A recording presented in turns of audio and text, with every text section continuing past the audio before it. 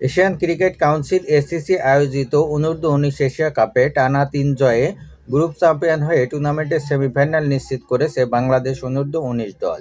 টুর্নামেন্টের প্রথম ২ ম্যাচে আফগানিস্তান ও নেপালকে হারানোর পর আজ বুধবার গ্রুপ পর্বে নিজেদের শেষ ম্যাচে শ্রীলঙ্কাকে ৩৯ রানের বড় ব্যবধানে হারিয়েছে বাংলাদেশ। আর তাতেই ৩ ম্যাচে ৩ জয়ে ৬ পয়েন্ট নিয়ে বি গ্রুপের গ্রুপ চ্যাম্পিয়ন হয়ে সেমিফাইনাল নিশ্চিত করেছে আজিজুল হাকিম তামিমের দল। দুবাই একাডেমি মাঠে টস হেরে প্রথমে ব্যাট করতে নেমে ৪৬ ওভার ৩ বলে ২২৫ রান করে অল আউট হয় বাংলাদেশ অনূর্ধ্ব-১৯ দল। অবশ্য ব্যাটিংয়ে নেমে শুরুটা ভালোই পেয়েছিল বাংলাদেশ। জাওয়াদ আবরারের মারকুটে ব্যাটিংয়ে উদ্বোধনী জুটিতে ৭৫ বলে ৮৪ রান তুলে ফেলেছিল বাংলাদেশ। তবে টানা তৃতীয় ৫০ থেকে ১ রান দূরে ৩৬ বলে ৪ ছক্কা ৪ চারে ৪৯ রানে আউট হন জাওয়াদ আবরার।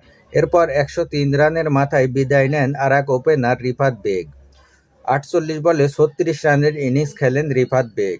এরপর অধিনায়ক আজিজুল হাকিম তামিমের ২৯, কালিম সিদ্দিকীর ৩২ ও শেষ দিকে ফরিদ হাসানের ২৯ রানের ইনিংসে ভর করে লড়াকু পুঁজি পায় টাইগার যুবারা।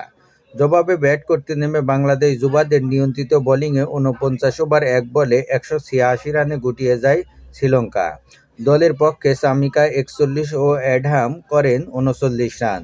বাংলাদেশের হয়ে দুর্দান্ত বোলিংয়ে ৩টি করে উইকেট নেন ইকবাল হোসেন ও শাহরিয়ার আহমেদ।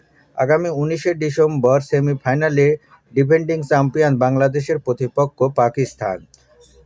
অপর সেমিফাইনালে মুখোমুখি হবে ভারত ও শ্রীলঙ্কা। আগামী ২১শে ডিসেম্বর দুবাইয়ের একাডেমি মাঠে অনুষ্ঠিত হবে ৮ দলের যুব এশিয়া কাপ ২০২৫ আসরের এবারের ফাইনাল।